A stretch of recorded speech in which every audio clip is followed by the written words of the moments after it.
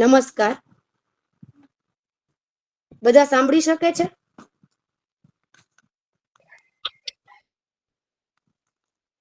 બરોબર સંભળાય છે. આપ શરૂ કરી શકો છો. આજની બુક ટોક આપણે શરૂ કરવા જઈ રહ્યા છીએ. શ્રી અરવિંદભાઈ મણિયાર જન કલ્યાણ ટ્રસ્ટ દ્વારા અનેકવિધ પ્રવૃત્તિઓ જેવી કે સામાજિક, સાંસ્કૃતિક, સાહિત્યિક વગેરે કરવામાં આવે છે.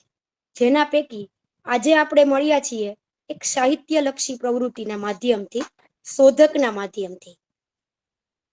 તો આ તકે શોધકના જન્મદાત્રી અને આ ટ્રસ્ટના ટ્રસ્ટી શ્રી હંસિકાબેન મણિયારને હું વંદન કરું છું. અને આ પ્રવૃત્તિને જેઓ સતત વેગ આપતા રહે છે તેવા શ્રી હર્ષલભાઈ મણિયારને પણ હું અભિનંદન પાઠવું છું અને વંદન કરું છું. અહીં ઉપસ્થિત તમામ શ્રોતાગણો અને આજના વક્તા શ્રી ઉદયભાઈ લાખાણીને હું વંદન કરું છું અને અભિવાદન કરું છું. ભારતીય પરંપરા મુજબ આપણે કોઈ પણ શુભ કાર્યની શરૂઆત પ્રાર્થનાથી જ કરીએ છીએ.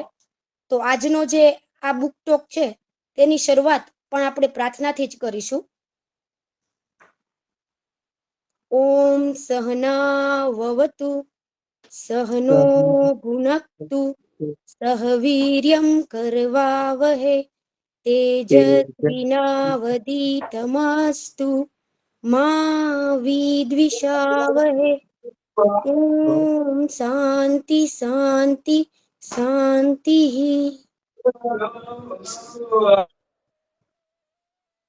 પ્લીઝ બધા પોતાનું માઇક ઓફ કરી દેશો.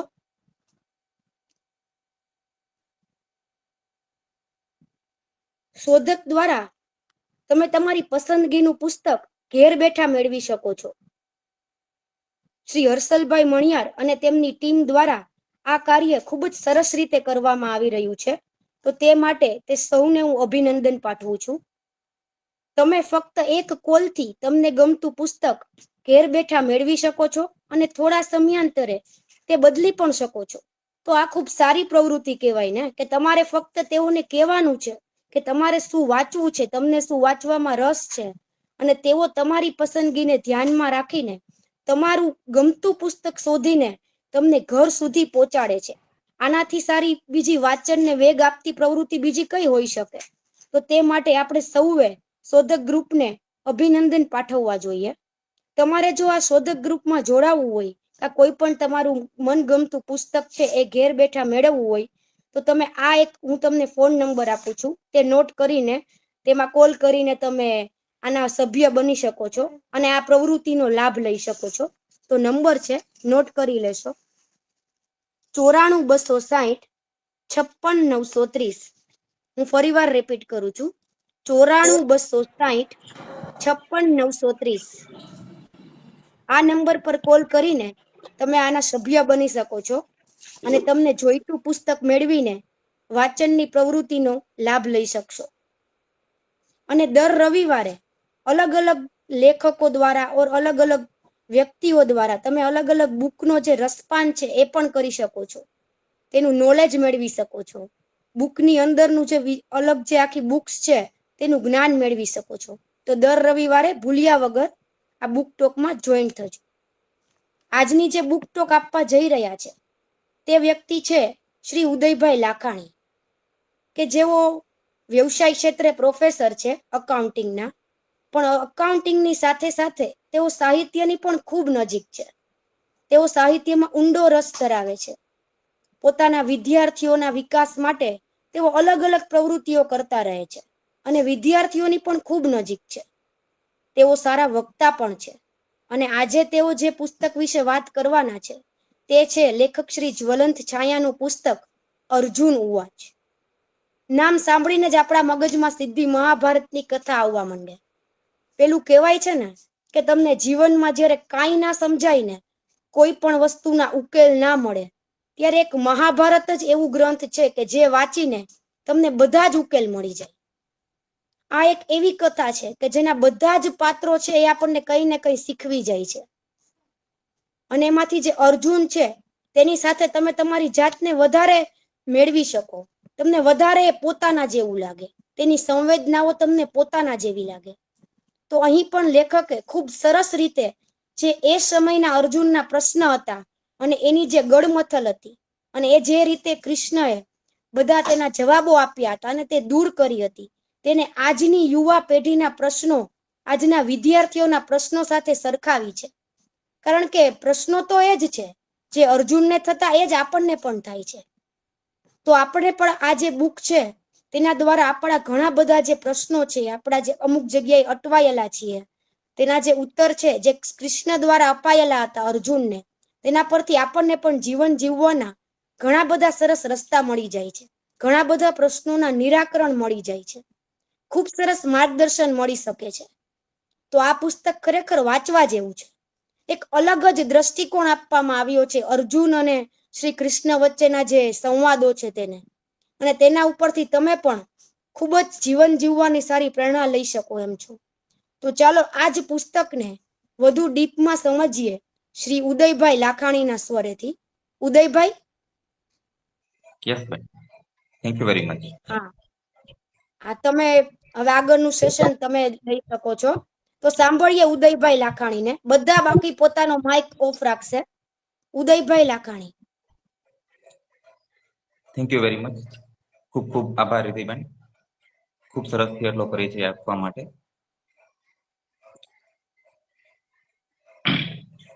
ઓનલાઈન માધ્યમ અને સમય ને ધ્યાનમાં રાખીને એક આયોજનબદ્ધ આજની આપણી આ બુક ટોકમાં આપણે જવું છે. પુસ્તક આપ સૌને ખ્યાલ છે, અર્જુન ઉવાચ. અર્જુન બોલ્યા અને અર્જુન ઉવાચ આ પુસ્તકના લેખક એટલે જ્વલંત છાયા. આયોજનબદ્ધ રીતે જઈએ તો સૌ પ્રથમ આપણે લેખક વિશે પરિચય મેળવી લઈએ.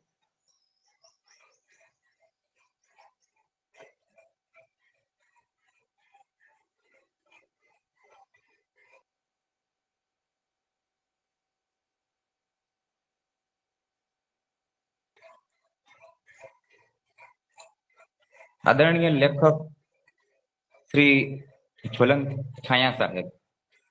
આમ તો પરિચય આપવાની જરૂર નથી, કારણ કે એમના જેવું નામ છે એવી જ એ સિદ્ધિને વરેલા છે. જ્વલંત સિદ્ધિને તેઓ પામેલા છે. થોડો ડેપ્થમાં આપણે એમનો પરિચય જોઈએ તો જ્વલંત છાયા સાહેબ લીડિંગ ન્યૂઝપેપર ફૂલછાબના તંત્રી છે અને દર બુધવારની સપ્લિમેન્ટરી જે આવે છે પંચામૃત, તેમાં પણ તેઓ કોલમનિસ્ટ છે. આ ઉપરાંત ચિત્રલેખા મેગેઝિનમાં પણ તેઓ લખે છે. લેખકના ઘણા બધા પુસ્તકો તાજેતરમાં પ્રકાશિત થયા છે. તેમાં ડિયર સ્ટુડન્ટ્સ હોય, ઝવેરચંદ મેઘાણી, અર્જુન ઉવાચ, ત્યારે સુણ, ગાંધી ગુણ, આવા ઉત્તમ પુસ્તકો લેખકે આપણને આપ્યા છે. તો આ છે આ પુસ્તકના લેખક આદરણીય જ્વલંત છાયા સાહેબ.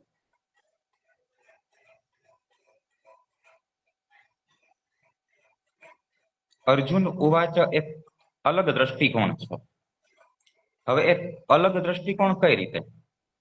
આમ તો જ્યારે આપણે અર્જુનની વાત કરીએ ત્યારે સાથે સાથે ભગવાન શ્રી કૃષ્ણની પણ વાત કરવી પડે, કારણ કે અર્જુનની વાત એ ભગવાન શ્રી કૃષ્ણની વાત કર્યા વગર સંભવ જ નથી. આપણને સૌને ખ્યાલ છે કે ભગવાન શ્રી કૃષ્ણ વિશે ઘણું બધું લખાયું છે, ઘણું બધું બોલાયું છે. એટલા માટે મહાભારત માંથી એવું કયું પાત્ર લઈ શકાય કે જે આજના યુવા પેઢીને વાચા આપે, એમના પ્રશ્નોને વાચા આપે, એમના પ્રશ્નોનો ઉકેલ આપે? અથવા તો એક એવો પણ પ્રશ્ન થાય કે મહાભારતમાં નાયક કોણ? મહાભારતમાં નાયક કોને ગણી શકાય? કદાચ કોનો ફ્રેન્ડ લાઈફ લાઈન આપણે યુઝ કરીએ તો ઘણા બધા આન્સર આપણને મળી શકે. પણ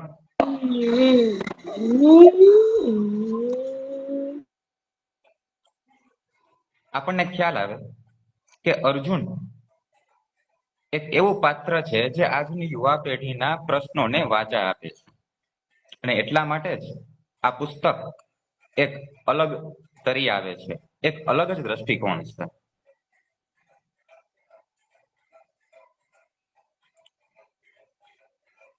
સંસ્કૃતિના એવા કેટલાક પૌરાણિક પાત્રો હોય છે જે આપણા માર્ગદર્શક બની રહેતા હોય છે.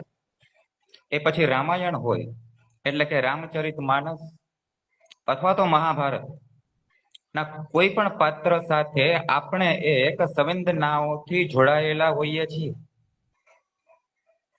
એ પછી પાત્ર રામચરિત માનસમાંથી પણ હોઈ શકે અને મહાભારતમાંથી પણ હોઈ શકે, અને તમામ પાત્રો એ કોઈ ને કોઈ રીતે આપણા માર્ગદર્શક બનતા હોય છે.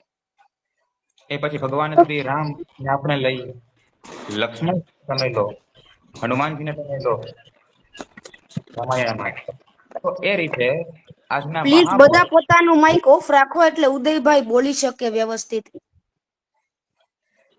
ઓકે. એ રીતે મહાભારતમાંથી અર્જુન શા માટે? તો પિતૃભક્તિ, ગુરુ ભક્તિ, આ બધું આપણને અર્જુનમાં જોવા મળે. અને આજના યુવા પેઢીના પ્રશ્નોની આપણે વાચા, એમના પ્રશ્નોનો ઉકેલ જોતો હોય તો લેખકે ખૂબ જ વિચારીને આ ખૂબ જ કપરું કાર્ય કહી શકાય કે એવું કયું પાત્ર વાચકની સમક્ષ મૂકવું, તો લેખકે આપણી સામે અર્જુન ઉવાચ, અર્જુનનું પાત્ર આપણને સૌને માર્ગદર્શક આપવા માટે આ પુસ્તકના માધ્યમથી આપણી સામે મૂક્યું છે.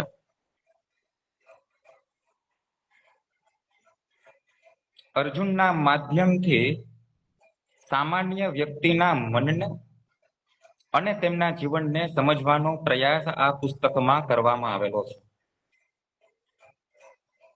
આજના યુવા પેઢી અથવા વિદ્યાર્થીઓ બોર્ડની એક્ઝામથી શરૂ કરો થી છેક યુનિવર્સિટી, અને આ ઉપરાંત પણ IBPS એક્ઝામ, GPSC, UPSC, એવા કેટલા પ્રશ્નો સફળતા નિષ્ફળતાઓના ચક્રમાં પોતે ફસાય છે આજનો સામાન્ય વ્યક્તિ, સામાન્ય વિદ્યાર્થી.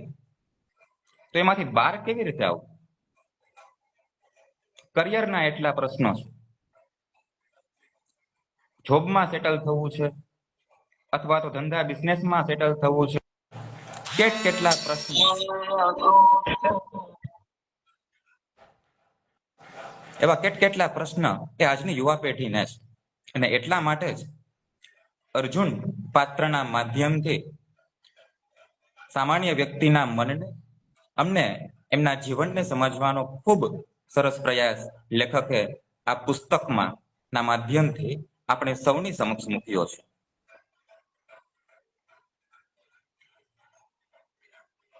ખૂબ જ અગત્યની વાત આજની યુવા પેઢી અને આજના શબ્દો, એ પછી ડિપ્રેશન હોય, ગિલ્ટ હોય કે ફોબિયા હોય,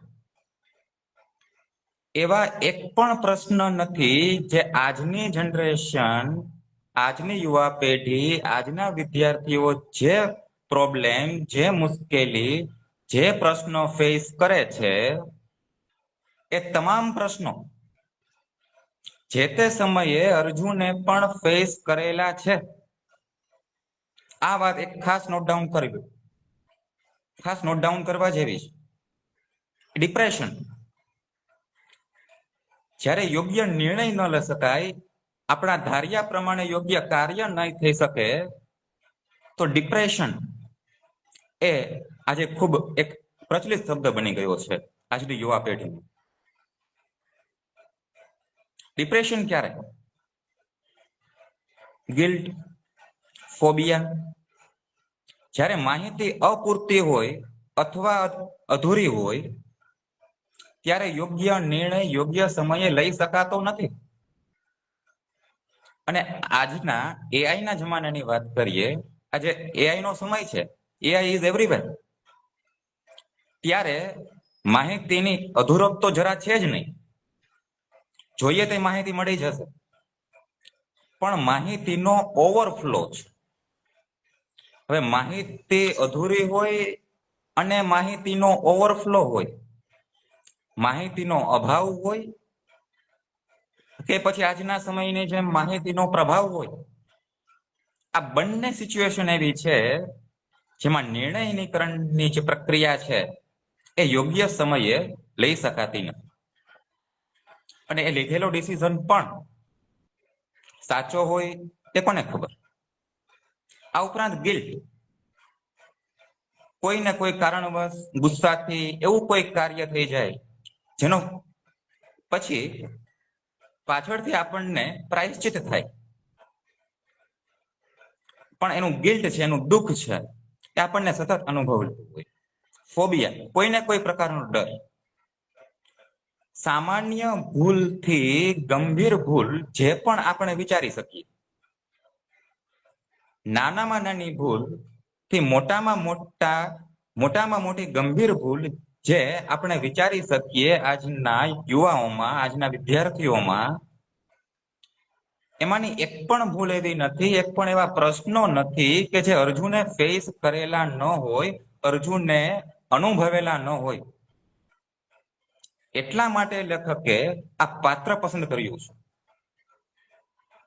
માત્ર એક અર્જુનને સમજી જઈએ અને સાથે સાથે શ્રી કૃષ્ણ ભગવાનને, તો મને લાગે છે કે તમામ પ્રશ્નોના, તમામ મૂંઝવતા પ્રશ્નોના જવાબ, એમનો ઉકેલ આપણને મળી જશે.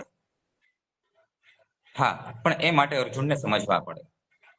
અને જ્યારે જ્યારે અર્જુનની વાત કરીએ ત્યારે આગળ પણ મેં વાત કરી એ રીતે ભગવાન શ્રી કૃષ્ણની વાત પણ કરવી પડે. શા માટે?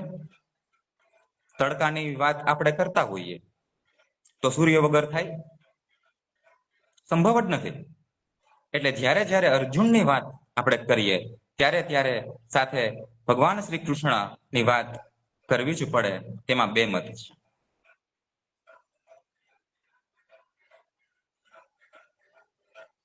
અર્જુન ઉવાચ, શ્રીમદ ભગવદ ગીતાના 18 અધ્યાયની જેમ લેખકે આ પુસ્તકમાં પણ 18 પ્રકરણમાં આલેખન કરેલું છે. અને આ 18 પ્રકરણ એક સમયે ચિત્રલેખાના મેગેઝિનના પૃષ્ઠો ઉપર હતા, અર્જુન ઉવાચ નામની કોલમના સ્વરૂપે. અને હવે એ ચિત્રલેખા મેગેઝિનના પૃષ્ઠો ઉપરથી અર્જુન ઉવાચ નામની કોલમ એ પુસ્તક સ્વરૂપે એનું અવતરણ થઈને આજે આપણી સૌની પાસે છે. એટલે શ્રીમદ ભગવદ ગીતાના 18 અધ્યાયની જેમ લેખકે પણ 18 પ્રકરણમાં ખૂબ સુંદર મજાનું આલેખન આ પુસ્તકમાં કરેલું છે.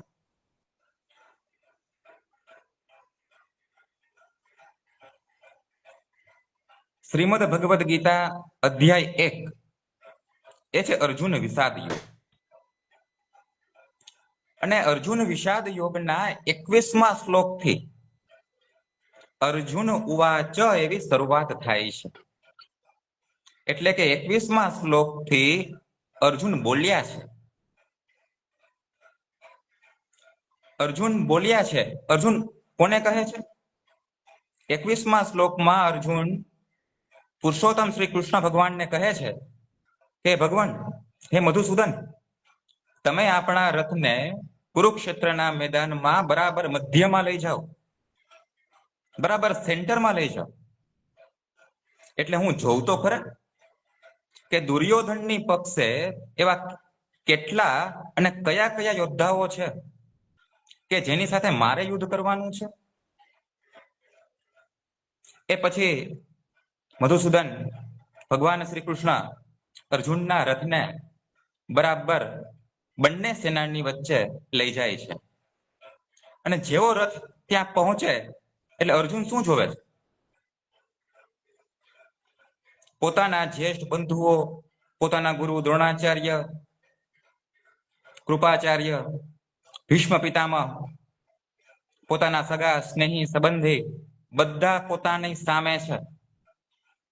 એટલે આ જોતાની સાથે જ અર્જુન ખૂબ જ ઊંડા વિષાદમાં ગરકાવ થઈ જાય છે. એના રોમે રોમમાં ચિંતા વ્યાપી જાય છે. હે ભગવાન, હે કેશવ, હું યુદ્ધ કેવી રીતે કરીશ? સામે તો જુઓ, આમાંથી એક પણ વ્યક્તિ એમ નથી કે જેનું જોડાણ મારી સાથે ન હોય. સ્વયં ગુરુદેવ છે, મારા જ્યેષ્ઠ બંધુઓ છે. તો આવી પરિસ્થિતિમાં હું યુદ્ધ કેવી રીતે કરીશ? અર્જુન યુદ્ધ કરવાની ના પાડે.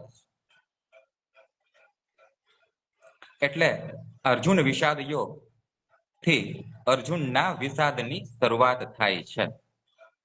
અને અધ્યાય 18 એટલે છેલ્લો અધ્યાય શ્રીમદ ભગવદ ગીતાનો, ત્યાં સુધી અર્જુન અને ભગવાન શ્રી કૃષ્ણ વચ્ચે આ કોમ્યુનિકેશન એ ચાલે છે પ્રશ્નોત્તરી સ્વરૂપે.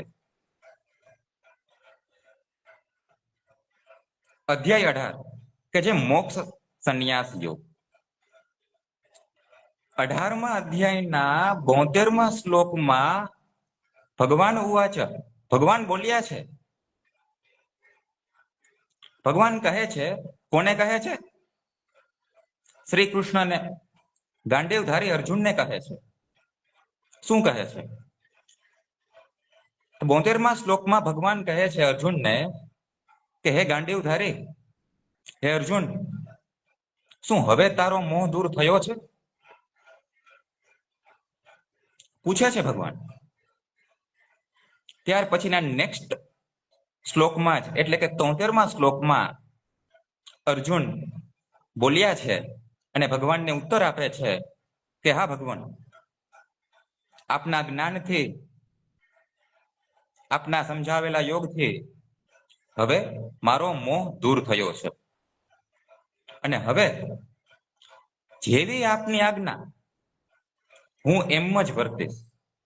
આપ જેમ કહેશો હું તેમ જ કરીશ. એટલે અર્જુનની આ વિષાદથી લઈ અને વિજય સુધીની યાત્રા છે. પહેલા અધ્યાયમાં અર્જુનનો વિષાદ શરૂ થાય છે અને છેક 18મા અધ્યાયમાં અર્જુનનો એ વિષાદ છે. અર્જુન જે મોહમાં ગરકાવ થઈ ચૂક્યો છે એનો મોહ દૂર થાય છે. અહીં ખાસ તો સમજવાની વાત એ છે કે જ્યારે અર્જુન યુદ્ધની ના પાડે છે કે હું યુદ્ધ નહીં કરી શકું, ત્યારે એ શ્રી કૃષ્ણ જે યુદ્ધ કરવાનું અર્જુનને સમજાવે છે, આ એ જ શ્રી કૃષ્ણ છે જે યુદ્ધની પહેલા હસ્તિનાપુરમાં વિષ્ટિ કરવા માટે ગયા હતા કે જેથી કરીને યુદ્ધ ન કરવું પડે. કૌરવોની સમક્ષ શાંતિ પ્રસ્તાવ મૂક્યો હતો, એમને સમજાવવા માટે ગયા હતા. અને એટલા માટે, કારણ કે આ યુદ્ધ છે અને યુદ્ધ હોય તો યુદ્ધ એ શું આપી શકે? યુદ્ધ વધારેમાં વધારે શું આપી શકે? તો યુદ્ધ એ વિનાશ સિવાય બીજું કશું પણ આપી ન શકે. એટલે એક એ અર્જુન છે જે યુદ્ધ ન થાય તેવા પ્રયત્ન કરવા માટે, વિષ્ટિ કરવા માટે હસ્તિનાપુર ગયા હતા. અને રણભૂમિમાં એ જ શ્રી કૃષ્ણ છે, એ જ શ્રી કૃષ્ણ છે જે અર્જુનને યુદ્ધ કરવાનું કહે છે. આનું કારણ શું છે? ભગવાન શ્રી કૃષ્ણને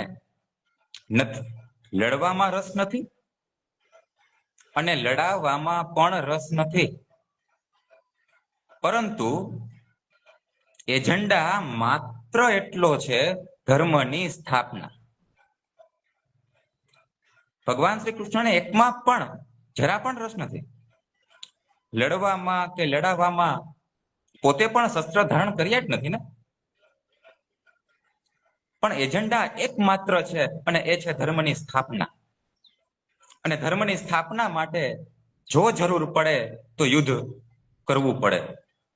એટલે સાથે સાથે એ વાત આપણે સૌએ એ ખાસ સમજવી જોઈએ કે યુદ્ધ કરવું એ વ્યક્તિની, સામાન્ય માણસની કદાચ નિયતિ હોઈ શકે, પરંતુ એમની નિયત તો કદાપી ન હોવી જોઈએ. હા, જ્યારે કોઈ વિકલ્પ બાકી ન રહે ત્યારે એ યુદ્ધ એ વિકલ્પ તરીકે આપણી સામે હોય છે.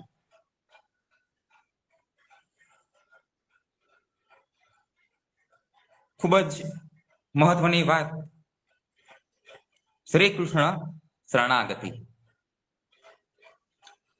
આમ તો કહેવાની જરૂર નથી, આપણે સૌને ખ્યાલ છે કે અર્જુન તો શરૂઆતથી જ ભગવાન શ્રી કૃષ્ણનો શરણાગત હતો. પોતાના હર એક કાર્યમાં અર્જુને ભગવાન શ્રી કૃષ્ણને હંમેશા સાથે રાખ્યા છે, હંમેશા એમનું માર્ગદર્શન લીધું છે અને પછી પોતે નિર્ણય કર્યો છે, અથવા તો પછી પોતે પોતાના કાર્યમાં આગળ જાય છે.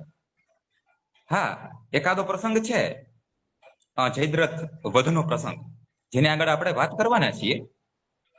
આ એક પ્રસંગને બાદ કરતા લગભગ તમામ કાર્યમાં અર્જુને ભગવાન શ્રી કૃષ્ણને પોતાના માર્ગદર્શક બનાવ્યા છે. હવે અર્જુનના માધ્યમથી આપણે, આજની યુવા પેઢીએ, આજના વિદ્યાર્થીઓએ અને આપણે સૌએ, હરેક સામાન્ય વ્યક્તિને એ ખાસ સમજવાની જરૂર છે કે જ્યારે ચારે બાજુ મુશ્કેલીના વાદળો હોય, જેમાંથી બહાર આવવાનો કોઈ રસ્તો ન મળે, એક પણ દિશામાંથી કોઈ પ્રકાશ આપણને દેખાતો ન હોય, કોઈ પણ પ્રકારની હેલ્પ મળી શકતી ન હોય, અને ત્યારે જો આ જન્મના અથવા પૂર્વજન્મના આપણા સંસ્કાર સારા હોય તો હૃદયમાંથી એક ઉદ્ગાર નીકળે, અને એ ઉદ્ગાર એટલે કયો? શ્રી કૃષ્ણ શરણમ મમ. પણ છેલ્લે આપણી કરુણતા આ છે, શરૂઆતથી આપણે ભગવાનને આપણા કાર્યમાં સાથે રાખતા જ નથી. આ કરુણતા છે, આ વાત ખાસ સમજવા જેવી છે આજે. અને છેલ્લે જ્યારે કોઈ રસ્તો બાકી ન રહે, સમસ્યામાંથી બહાર આવવાનો કોઈ માર્ગ ન મળે, કોઈ મદદ કરવા તૈયાર ન થાય, ત્યારે છેલ્લે આપણને ભગવાન યાદ આવે અને છેલ્લે આપણે એમ કહીએ છીએ કે શ્રી કૃષ્ણ શરણમ મમ. એટલે ખાસ સમજવાનું એ છે કે આપણે હંમેશા આપણા સારા અને ઉત્તમ કાર્યમાં પ્રારંભથી જ શ્રી કૃષ્ણને સાથે રાખવા જોઈએ, ઈશ્વરને સાથે રાખવા જોઈએ. આપણે શરૂઆતથી જ ભગવાનના શરણાગત બનવું જ જોઈએ. પછી કોઈની મજાલ છે કે આપણા કાર્યને પાર પડતા કોઈ રોકી શકે? પોસિબલ જ નથી, સંભવ જ નથી. એટલે ઈશ્વર શરણાગત આપણા હરેક કાર્યમાં એ ખૂબ જ અગત્યની વાત આજના સમયમાં આપણા સૌએ ખાસ સમજવા જેવી છે.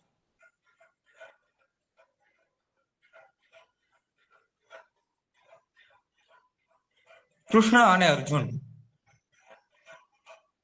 પરમ મિત્ર પણ છે અને ગુરુ શિષ્ય પણ છે. અહીંયા થોડું આપણે ક્લેરિફિકેશન લઈ લઈએ. આજના સમયમાં આપણે કોઈ વ્યક્તિને આપણો મિત્ર માનતા હોય અથવા કોઈને ગુરુ માનતા હોઈએ, એ ઓકે, એ સમજાય છે. પણ અગત્યની વાત એ છે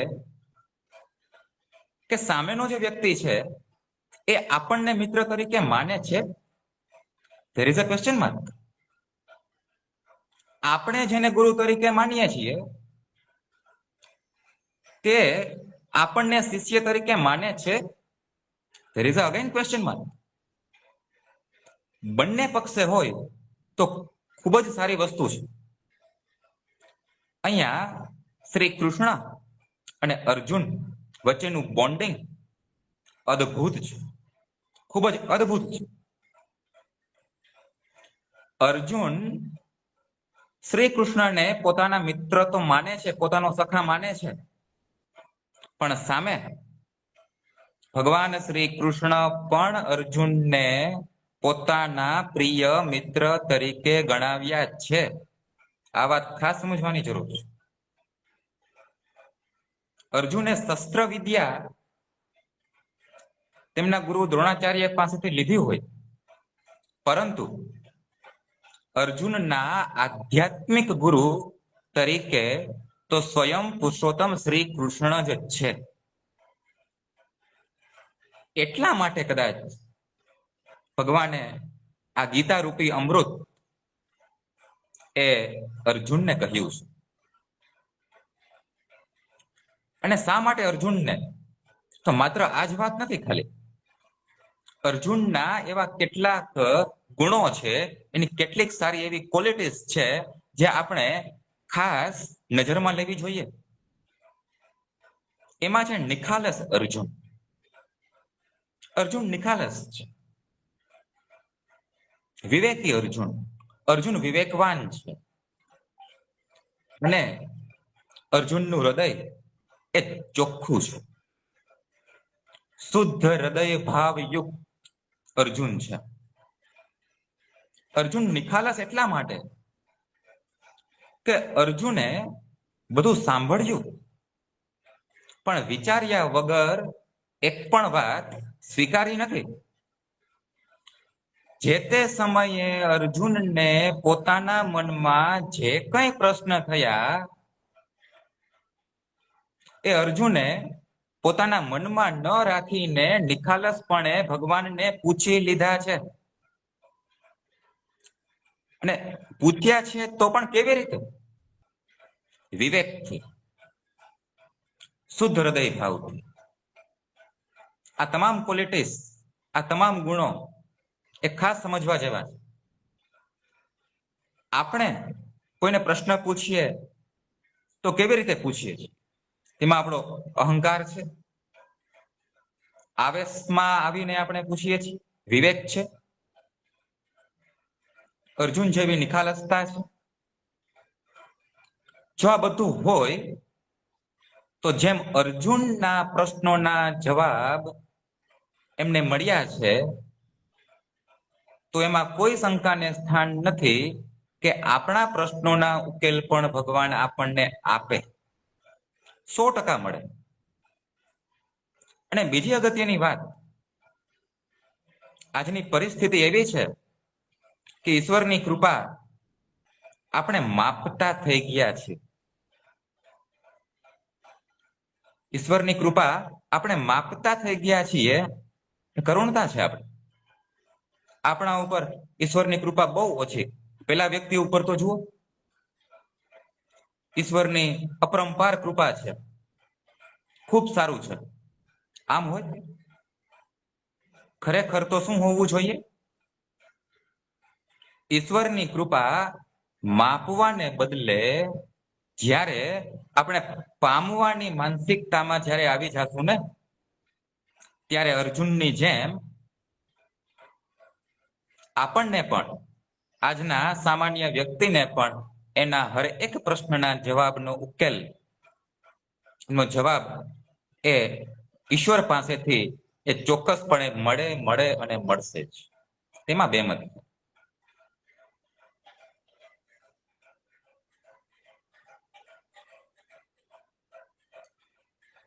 રણભૂમિ એ બની જાય છે પ્રશ્નભૂમિ. હરેક અધ્યાયમાં જે અધ્યાયમાં ભગવાને જે સમજાવ્યું છે એનો મોહ દૂર કરવા માટે, વિષાદ દૂર કરવા માટે અર્જુનનો, અને એમાં પણ અર્જુનને જ્યાં જ્યાં પ્રશ્ન થાય છે, જે જગ્યાએ નથી સમજાતું અથવા મનમાં અસમંજસ જેવી પરિસ્થિતિ છે, ત્યારે અર્જુને ભગવાનને પ્રશ્ન પૂછી લીધા છે. હા, પણ એક વાત ફરી પાછી, એ તમામ પ્રશ્નમાં વિનમ્રતા છે, વિવેક ભાવ છે, અને એનું અર્જુનનું હૃદય શુદ્ધ ભાવે એ પૂછે છે. આ વસ્તુ હંમેશા યાદ રાખવાની. બીજા અધ્યાયમાં કે જે સાંખ્ય યોગ છે એમાં ભગવાન સ્થિર બુદ્ધિની વાત કરે છે, સ્થિત પ્રજ્ઞતાની વાત કરે છે. હવે આ સ્થિત પ્રજ્ઞતાની વાતમાં અર્જુનને થોડો પ્રશ્ન થાય છે, મનમાં થોડી શંકા ઉપજે છે. એટલે બીજા અધ્યાયમાં અર્જુન ભગવાનને પ્રશ્ન પૂછે છે કે હે ભગવાન, હે કેશવ, હે મધુસૂદન, આપ મને જણાવો કે સ્થિત પ્રજ્ઞતા કે સ્થિર બુદ્ધિ વાળો હોય એ વ્યક્તિ કેમ જાણવામાં આવે? સ્થિર બુદ્ધિ વાળો વ્યક્તિ એ કેવી રીતે બોલે? એ વ્યક્તિ કેવી રીતે ચાલે? તમે જુઓ તો ખરી, વોટ આ height of questions of Arjun. કેવા પ્રશ્ન પૂછે છે, અને જેવા ક્વેશ્ચન છે એટલી જ ઊંચાઈ ભરેલા ભગવાનનો આન્સર છે. ભગવાન શું કહે છે અર્જુનને ઉકેલ આપતા કે અર્જુન તું સાંભળ, જે વ્યક્તિ સુખ અને દુઃખમાં સમાન છે, જેનામાં ક્રોધ નથી, દ્વેષ ભાવ નથી, એ સ્થિત પ્રજ્ઞતા વાળો. ત્યારબાદ અધ્યાય નંબર 3 માં પણ જ્યારે કર્મયોગની વાત આવે છે ત્યારે પણ પહેલા જ શ્લોકમાં અર્જુન બોલ્યા છે, કારણ કે કર્મ વિશેની વાત બીજા અધ્યાયમાં ભગવાને ઓલરેડી અર્જુનને સમજાવેલી છે. અને એટલા માટે કર્મયોગની શરૂઆતમાં જ અર્જુન ફરી પાછો પ્રશ્ન પૂછે છે કે હે અચ્યુત, તમે મને પહેલા કર્મ સમજાવ્યું અને હવે તમે એમ કહો છો કે કર્મ કરતા જ્ઞાન ચઢિયાતું છે. મને મનમાં અસમંજસ થાય છે, કૃપા કરીને આપ કહેશો? કર્મ કરતા જ્ઞાન ચઢિયાતું છે તો પછી તમે મને શા માટે આ ભયાનક યુદ્ધમાં મને જોડાવાનું કહો છો? ત્યારે ભગવાન શ્રી કૃષ્ણ ખૂબ જ સરસ ઉત્તર આપે છે કે અર્જુન, કર્મ અને જ્ઞાન એ બંને સમાન છે. જ્ઞાનથી તું તારું કર્મ યથા યોગ્ય રીતે વ્યવસ્થિત રીતે બજાવી શકીશ. અને જ્ઞાન એટલે શું? આજના પરિપ્રેક્ષ્યમાં જ્ઞાન એટલે શું? તો આપણી ક્વોલિફિકેશન, આપણી સ્કિલ, આપણી કેપેસિટી. જો આ બધું આપણામાં વ્યવસ્થિતપણે હોય તો આપણે આપણું જે કર્મ છે, જે આપણી જોબ છે, જે આપણું કર્તવ્ય છે, એને સારી રીતે આપણે બજાવી શકવાના છીએ. એટલે આ આન્સરથી ભગવાને ખૂબ સરસ ઉકેલ અર્જુનને આપ્યો છે. ત્યારબાદ અધ્યાય 4માં કે જે જ્ઞાન કર્મ સંન્યાસ યોગ છે, તેની અંદર સૌથી પહેલા શ્લોકમાં ભગવાન શ્રી કૃષ્ણ ઉવાચ, ભગવાન બોલ્યા છે કે અર્જુન, હું તને આજે અત્યારે આ યોગની વાત કરું છું, આ જ્ઞાન આપું છું, એ તું માત્ર પહેલો વ્યક્તિ નથી. યુગો પહેલા આ જ યોગ, આ જ ભાગવત જ્ઞાન મેં સૂર્યને પણ કહેલું છે. આ પહેલો શ્લોક ભગવાન બોલે છે. ભગવાને કહ્યું છે કે આ જ્ઞાન મેં સૌથી પહેલા સૂર્યને કહ્યું હતું, અને ત્યારબાદ વર્ષો સુધી એ સુષુપ્ત અવસ્થામાં રહ્યું, એક રહસ્ય બનીને રહ્યું, અને હવે આટલા સમય પછી આજે ફરી પાછું આ યોગ હું તને કહેવું છું, હું તને સમજાવું છું. હવે જ્યારે ભગવાને પ્રથમ શ્લોકમાં આ વાત કરી અને આ વાત બીજા ત્રીજા શ્લોક સુધી પણ ચાલી, ત્યારે ચોથા શ્લોકમાં અર્જુનને ફરી પાછો પ્રશ્ન થાય છે. તમે જુઓ, એક પણ વાત અર્જુન સાંભળે છે, તમામ વાત, પણ વિચાર્યા વગર અર્જુન સ્વીકાર કરતા નથી. જ્યાં જ્યાં પણ ડાઉટ જન્મે છે, એમને શંકા જાય છે, મનમાં થોડો તર્ક વિતર્ક થાય છે, મનમાં થોડીક અસમંજસ થાય છે, ત્યારે અર્જુને પ્રશ્ન પૂછી લીધા છે. અને આપણે થોડી વાર માટે માની લઈએ કે અર્જુને પ્રશ્ન પૂછ્યા જ ન હોત તો? જો કદાચ આવું થાત કે અર્જુન પ્રશ્ન જ ન પૂછ્યા હોત અને બધું માત્ર સાંભળ્યું હોત તો શું થાત? તો આપણને કદાચ મહાભારત તો મળી હોત, પરંતુ શ્રીમદ ભાગવત ગીતા રૂપી અમૃત એ આપણને કદાપી મળ્યું હોત નહીં. એટલા માટે અર્જુનના આ પ્રશ્ન એ ખૂબ જ અગત્યના છે. ફરી પાછા આપણે ટ્રેક ઉપર આવીએ તો શ્લોક નંબર 4 માં અર્જુનને ફરી પાછો પ્રશ્ન થાય, અને એ પ્રશ્ન જન્મ વિશે છે. અર્જુન ભગવાન શ્રી કૃષ્ણને કહે છે કે હે કેશવ, તમે હજી હમણાં એમ કીધું છે કે તમે આ યોગ, આ જ્ઞાન મારી પહેલા સૂર્યને કીધું છે. હું પોતે કેવી રીતે માનું? આ અર્જુન કે છે, હું કેવી રીતે માનું? તમારો જન્મ તો અત્યારે હાલના સમયમાં છે, તો પછી તમે આ વાત, આ જ્ઞાન મારી પહેલા સૂર્યને કેવી રીતે કીધી હોય? અને પ્રશ્ન પણ, આ પ્રકારનો પ્રશ્ન અર્જુનને થવો એ સ્વાભાવિક પણ છે. ત્યારે 7મા શ્લોકમાં, આ જ અધ્યાયના 7મા શ્લોકમાં પુરુષોત્તમ શ્રી કૃષ્ણ દ્વારા ખૂબ જ સરસ જવાબ એ અર્જુનને મળે છે. અને માત્ર અર્જુન નહીં, અર્જુન વતી, અર્જુન દ્વારા આપણા સૌને મળે છે. કેશવ બોલ્યા, ભગવાને ઉત્તર આપ્યો કે અર્જુન, યદા યદા હિ ધર્મસ્ય, યદા યદા હિ ધર્મસ્ય ગ્લાનિર્ભવતિ ભારત. અર્જુન, જ્યારે જ્યારે ધર્મની સ્થાપનાનો એજન્ડા હોય, અધર્મની વૃદ્ધિ હોય, ત્યારે ત્યારે હું અવતાર ધારણ કરું છું.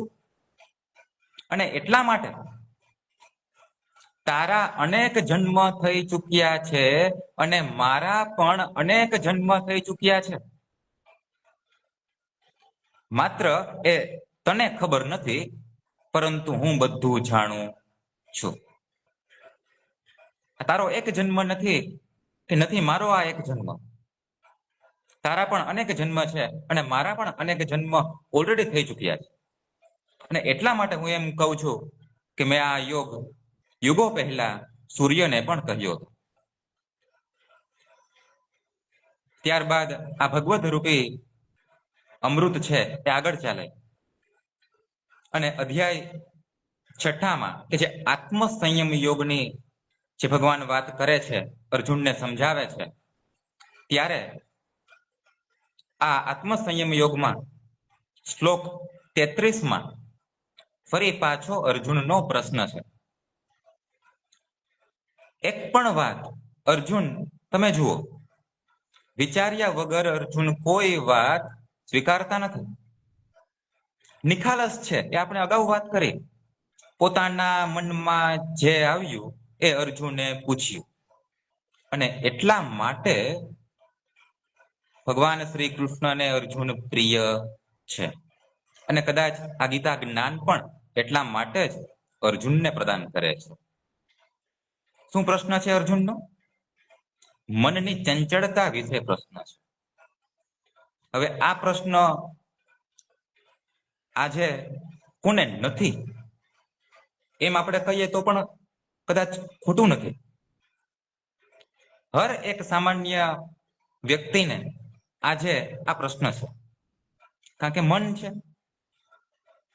મનની ચંચળતા, ફિઝિકલી આપણે હાજર હોય, મેન્ટલી આપણે ન હોય, એ શક્ય છે. એટલે અર્જુન ભગવાનને પ્રશ્ન પૂછે છે કે હે અચ્યુત, મને ઉકેલ કહો. આ મન ખૂબ જ ચંચળ છે, ખૂબ જ બળવાન છે. તે કોઈ એક વસ્તુ ઉપર મારું ધ્યાન કેન્દ્રિત કરતું નથી. અને આ પ્રશ્નના ઉકેલમાં સ્વયં ભગવાન શ્રી કૃષ્ણ ઉકેલ આપે છે કે અર્જુન, વાત તારી સાચી છે. આ મન ખૂબ જ ચંચળ છે. અને સ્વયં ભગવાને પણ કીધેલું જ છે કે સર્વ ઇન્દ્રિયોમાં મન હું પોતે છું. એટલે બળવાન તો હોવાની જ, એમાં બેમત નથી. બળવાન તો હશે જ અર્જુન. એટલે મનની ચંચળતા એને જો કાબુમાં લેવી હોય, કંટ્રોલમાં લેવી હોય, તો એક જ ઓપ્શન છે, એક જ ઉકેલ છે, અને એ છે વારંવાર પ્રયત્ન કરવો, વારંવાર અભ્યાસ કરવો. મન એક જગ્યાએથી બીજી જગ્યાએ જતું રહે તો ફરી પાછું તેને મૂળ જગ્યાએ આવીને રાખી દો. વારંવાર અભ્યાસ એ એકમાત્ર વિકલ્પ છે, બીજો એક પણ વિકલ્પ નથી. એટલે આવી ખૂબ સુંદર મજાની વાત, ખૂબ સુંદર મજાનો ઉકેલ એ ભગવાને અર્જુનને સંભળાવ્યો છે.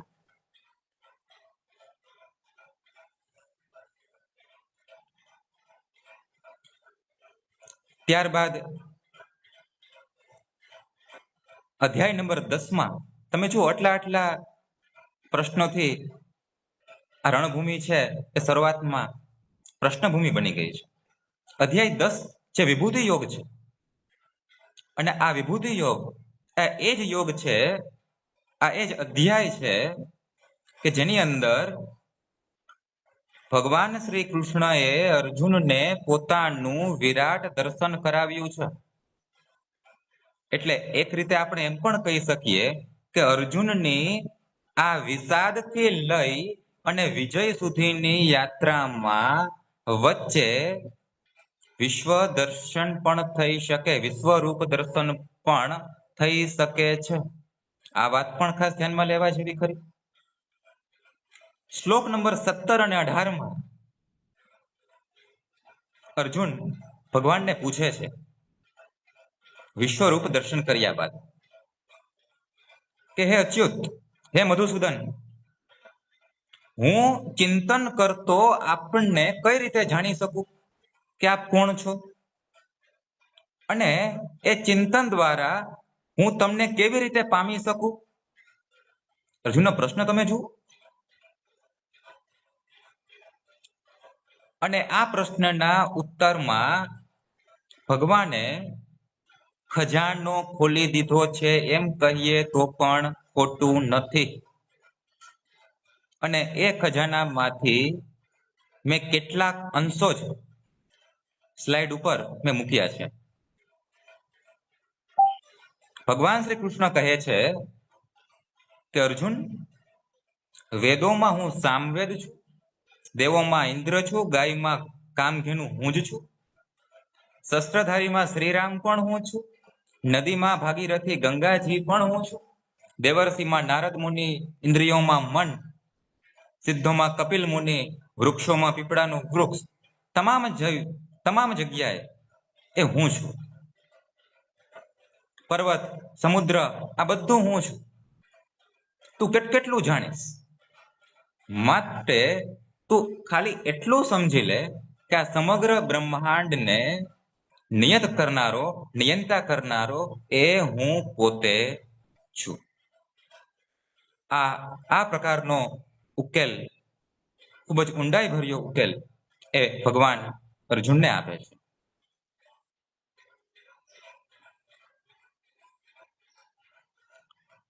આજના સમયની અનુરૂપ એક ખૂબ જ અગત્યની બીજી વાત એ આઈડેન્ટિટી લોસ. અને આઈડેન્ટિટી લોસ ની વાત પણ આ પુસ્તકમાં લેખકે ખૂબ જ સરસથી સમજાવેલી છે. આઈડેન્ટિટી લોસ એટલે કે સ્વ ઓળખ, પોતાની ઓળખ ગુમાવવી. આમાં બે રીતે આપણે વાત કરવી છે. એક તો અર્જુન ઉર્ફે સામાન્ય માણસની સ્થિતિ શું છે, અને પેશન અને પ્રોફેશન બાબતે. અર્જુન ઉર્ફે સામાન્ય માણસ ની સ્થિતિ આજે કેવી છે? આજે કોઈ સારો ચિત્રકાર હોય તો કદાચ એવું બને કે કોઈ ખાનગી કંપનીની ઓફિસમાં તે મેનેજર તરીકે કામ કરતો હોય, તે ઓફિસ બોય હોય, પણ હોય સારો ચિત્રકાર, તો આઈડેન્ટિટી લોસ તરીકે જીવે છે. ખૂબ સારું સમજાવવાની આવડત હોય, પોતાની સમજણ પર સારી હોય, શિક્ષકની ભૂમિકામાં ચાલે તેમ હોય, પણ કદાચ એવું શક્ય છે કે એ કોઈ જગ્યાએ એઝ અ મેનેજર કામ કરતો હોય. એટલે પેશન અને પ્રોફેશન આ બંને વચ્ચે એક દ્વંદ ચાલતું આવે છે. અને આજે હું તો એમ કહીશ કે જે વ્યક્તિને અને જે આજે સાંભળે છે તેમને પણ કે જે પેશન અને એ પ્રમાણે પ્રોફેશન સ્વરૂપે જો આપણને મળ્યું હોય, આપણને કાર્ય મળ્યું હોય, તો આજે જ અને અત્યારે જ સમયે હૃદયપૂર્વક ખરેખર ઈશ્વરનો આભાર માનવા યોગ્ય છે. એવા ઘણા બધા વ્યક્તિ આજના સમયમાં છે કે પેશન પ્રમાણે પ્રોફેશન નથી. અને જો આપણને આપણા પેશન પ્રમાણે ના પ્રોફેશનમાં આપણે હાલ હોઈએ તો ખરેખર હૃદયથી ઈશ્વરનો આભાર માનવો જ રહ્યો. કારણ કે એ ખૂબ જ મોટી વાત છે, ખૂબ જ મોટી વાત છે. અર્જુન અને સાથે તમામ પાંડવો 12 વર્ષના વનવાસ પછી અને ત્યારબાદ 1 વર્ષનો અજ્ઞાતવાસ, અને આ 1 વર્ષના અજ્ઞાતવાસમાં જ્યારે પાંડવો વિરાટ રાજાને ત્યાં હતા ત્યારે પોતાની ઓળખ છુપાવીને રહેતા હતા. એમાં અર્જુને એક નૃત્યાંગનાનો વેશ ધારણ કર્યો છે, નૃત્ય કરનાર વ્યક્તિ. પણ જ્યારે જ્યારે યુદ્ધની સ્થિતિ આવી છે ત્યારે અર્જુને હાથમાં ગાંડીવ પણ લઈ લીધું છે. હા, થોડો સમય આઈડેન્ટિટી લોસમાં આપણે જીવવું પડે, પણ જ્યારે જ્યારે તક મળે ત્યારે અર્જુનની જે ધનુર્વિદ્યા રૂપી આપણું જે જ્ઞાન છે, આપણી જે ક્વોલિફિકેશન છે, આપણું જે પેશન છે, એને બહાર લઈ આવવું જ જોઈએ. એવી સુંદર વાત આ બાબત ઉપરથી અર્જુનના માધ્યમથી આપણને સૌને જાણવા મળે છે.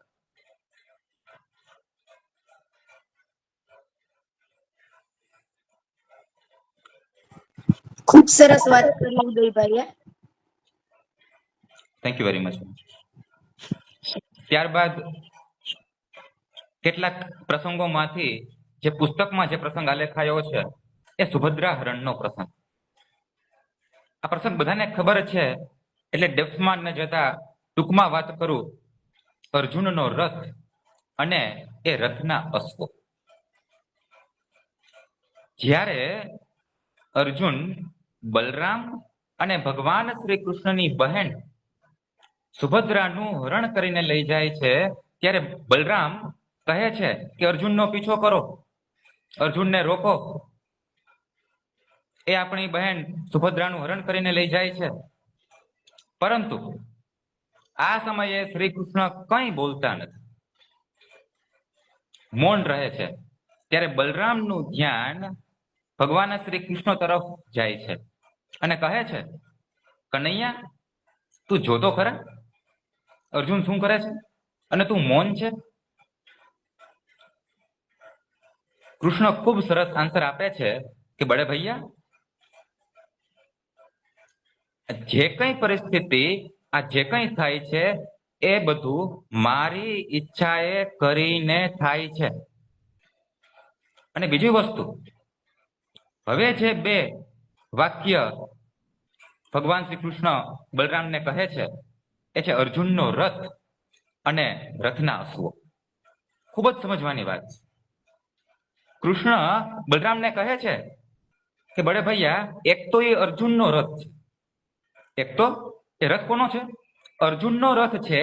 અને ફરી પાછું એ રથની આગળ જે અશ્વો જોડાયેલા છે ને, એ અશ્વો મારા છે. હવે આ બંને સેન્ટેન્સની વચ્ચે જે સેન્ટેન્સ છુપાયેલું છે એ કયું?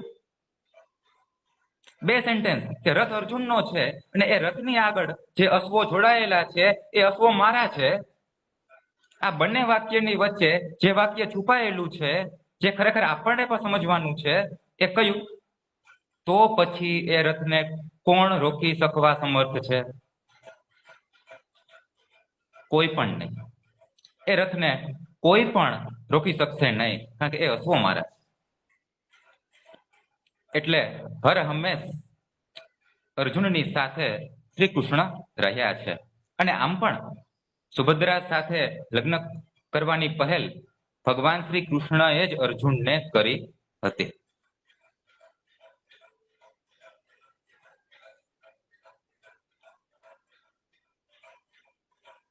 યુદ્ધ પહેલા આપણને સૌને ખ્યાલ છે કે અર્જુન અને દુર્યોધન એ શ્રી દ્વારિકાધીશની મુલાકાતે જાય છે.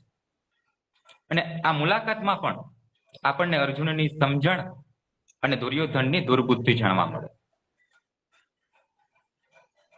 સૌ પ્રથમ અર્જુનને ચાન્સ મળ્યો હતો ભગવાન શ્રી કૃષ્ણ પાસે માગવા માટે, યુદ્ધ માટે, યુદ્ધની હેલ્પ માટે.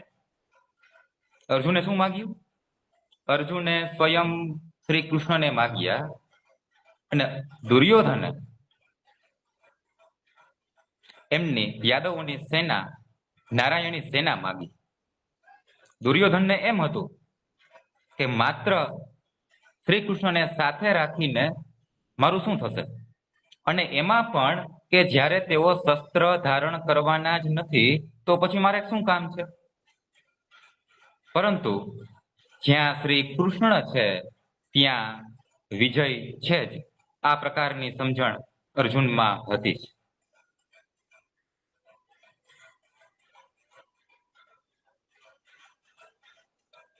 છેલ્લો પ્રસંગ જે મારે લેવો છે એ જયદ્રથ વધનો પ્રસંગ. મેં બહુ શરૂઆતમાં વાત કરી કે માત્ર એકાદો પ્રસંગ એવો છે કે જેમાં અર્જુને ભગવાન શ્રી કૃષ્ણનું માર્ગદર્શન લીધું નથી.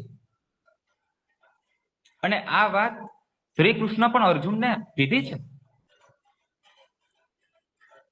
જયદ્રથ વધના પ્રસંગમાં શું છે એની મૂળભૂત પૂર્વ ભૂમિકા? અભિમન્યુનો જ્યારે વધ થાય છે ચક્રવ્યૂહમાં, ત્યારે અર્જુન એટલો આવેશમાં આવી જાય છે, એટલો ક્રોધમાં આવી જાય છે કે શ્રી કૃષ્ણનું માર્ગદર્શન લીધા વગર અર્જુન પ્રતિજ્ઞા કરી બેસે છે કે આવતીકાલે સૂર્યાસ્ત સુધીમાં હું જયદ્રથનો વધ કરીશ, અને જો આમ નહીં બને તો હું સ્વયં મારી જાતને અગ્નિમાં સમર્પિત કરી દઈશ. એટલે આવી પ્રતિજ્ઞા અર્જુને લીધી. ત્યારે શ્રી કૃષ્ણ ભગવાને અર્જુને કીધું કે અર્જુન, તે મને પૂછ્યું પણ નહીં. પણ પછી ભગવાને અર્જુનની હેલ્પ તો કરી જ છે, આપણને સૌને ખ્યાલ છે. આ પ્રસંગને અનુરૂપ જ બીજી વાત છે કે અર્જુનની અશ્વો પ્રત્યે દયા ભાવના કેવી છે? એ યુદ્ધના સમયે અર્જુનને એમ થાય છે કે હે કેશવ, આપણા રથના અશ્વો મને એમ લાગે છે કે એ થાકી ગયા છે, એમને આરામની જરૂર છે, એમને પાણી પીવું છે. અર્જુન પોતાના ગાંડીવમાંથી ધરતી ઉપર પોતાનું તીર છોડે છે અને પાણી ઉત્પન્ન કરે છે, અને યુદ્ધની વચ્ચે એક તીર રૂપી કવચ બનાવી દે છે અને પોતાના અશ્વોને શાંતિથી આરામ કરી અને એને પાણી પીવડાવે છે. ચાલુ યુદ્ધમાં અર્જુનની આ દયા ભાવના પણ એક ખાસ નોંધવા જેવી છે.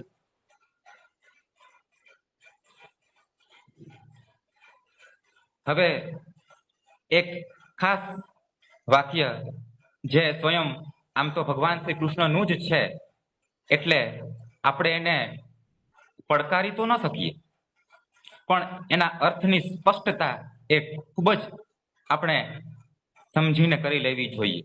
અને આ પુસ્તકમાં પણ ખૂબ જ સરસથી વ્યવસ્થિત આ વાક્યની સ્પષ્ટતા કરેલી છે.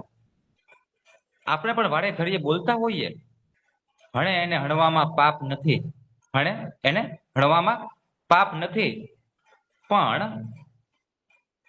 સામેનો વ્યક્તિ આપણને હણશે એવી શક્યતા હોય, એવી માત્ર શક્યતા હોય, તો પછી હણવામાં તો પાપ જ છે. આ એક વસ્તુ ખાસ લેખક પોતાના પુસ્તકમાં ખૂબ જ સરસથી એ રજૂ કરે છે.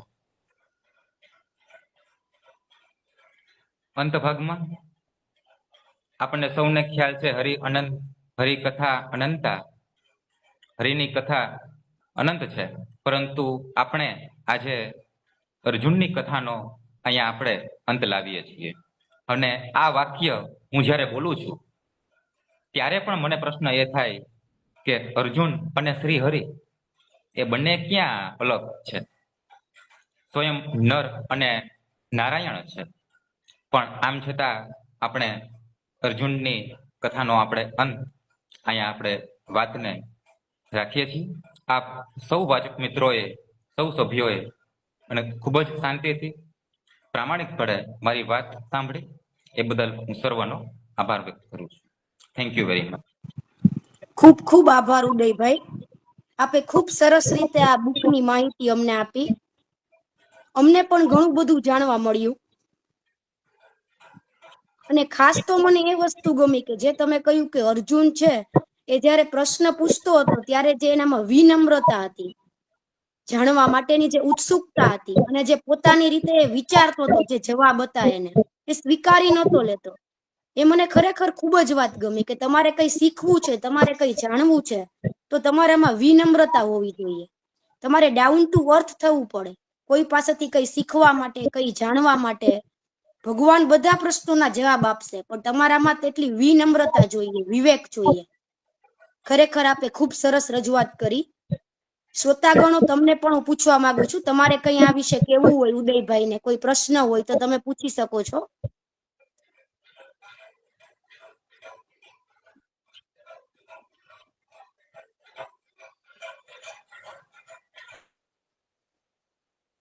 સરસ. તો આજની આ બુકટોક ઉદયભાઈએ ખૂબ સરસ માહિતી સાથે સંપન્ન કરી. અમને બધાને ઘણું જાણવા મળ્યું. અમારા પણ ઘણા બધા પ્રશ્નોનું નિરાકરણ આવી ગયું. થેન્ક યુ ઉદયભાઈ, ખૂબ જ સરસ બુકટોક આપી. ફરી મળીશું આવતા રવિવારે. બીજી કોઈ બુકની પણ આપણે માહિતી મેળવીશું. આ સાથે આપણે આજનું અહીં બુકટોક પૂરી કરીએ છીએ. Thank you all. Thank you Udaybhai. Thank you madam.